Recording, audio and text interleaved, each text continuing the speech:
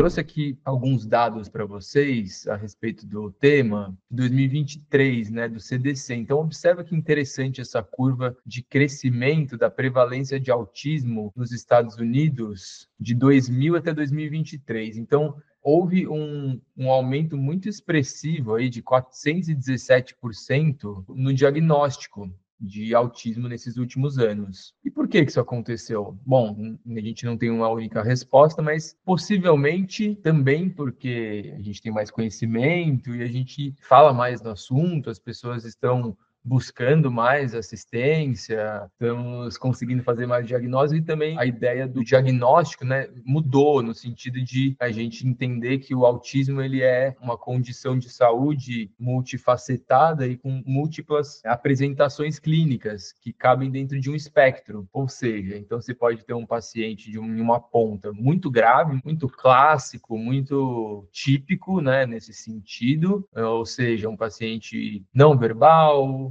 com muita estereotipia, um paciente com restrição comportamental muito grande, quer dizer que de bater o olho e conversar com a família a gente já desconfia, até um paciente que tem oligossintomático, vamos dizer assim, né? Um paciente que tem as características clínicas de uma forma sutil. Então, isso, com certeza, foi um dos fatores da gente ter aumentado o diagnóstico de TEA, tá certo? Então, a ideia do transtorno do espectro autista é justamente essa. A gente sabe que ela é mais comum em meninos. Pela primeira vez, segundo essa pesquisa que eu mostrei para vocês, o número de meninas foi maior que 1%. A idade média no diagnóstico foi um pouco maior de 4 anos. E em irmãos, 10%. Isso são dados norte-americanos, tá certo? No Brasil, a gente não tem nada próximo disso, de uma definição tão grande de dados assim. Enfim, a gente sabe que as condições mais comuns são deficiência intelectual, então de 35% a 45%, quase metade dos pacientes tem deficiência intelectual, tem TDAH, tem epilepsia e tem alguma causa genética, como por exemplo, X frágil, RET, esclerose tuberosa. A gente não compreende exatamente qual que é a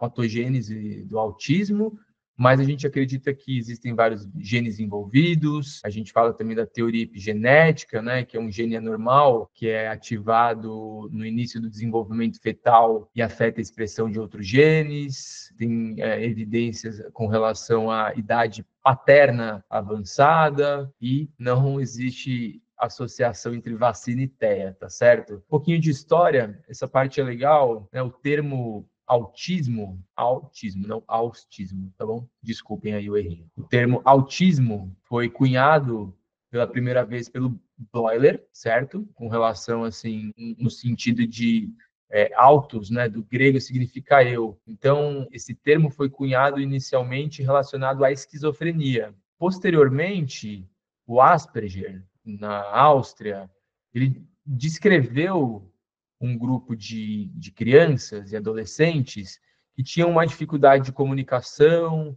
uma dificuldade de habilidade social, tinham um padrão restrito de comportamento repetitivo, praticamente ao mesmo tempo, só que separados pela guerra. O Kanner, né, o Léo Kanner, também descreveu um grupo de 11 crianças com comportamentos semelhantes, que têm características muito semelhantes ao autismo como a gente vê hoje, né? Durante muito tempo, né, no século XX, por conta desse termo cunhado pelo Bleuler, o autismo foi visto pelos médicos, cuidadores de saúde mental, como uma forma de psicose infantil, né, porque o autismo vem dessa definição da esquizofrenia, né, foi visto durante muito tempo como uma forma de psicose na infância, até muito por conta da influência da psicanálise, né, que era muito mais forte, ainda é muito forte hoje, mas era muito mais forte do que hoje. Então, as hipóteses do autismo giravam em torno disso, né? De uma família patogênica, falava-se de mãe geladeira, de uma mãe que não era afetiva, de uma mãe que era distante.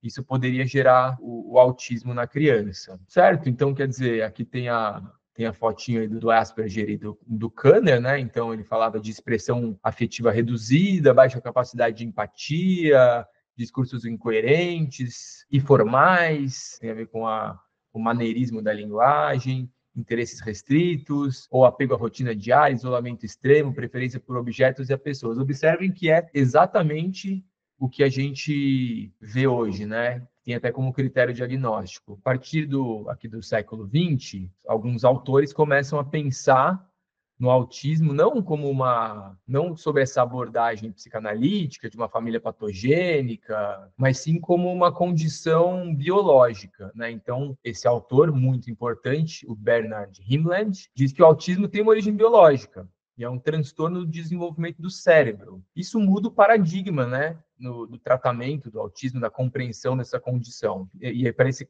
sentido que a gente caminha hoje.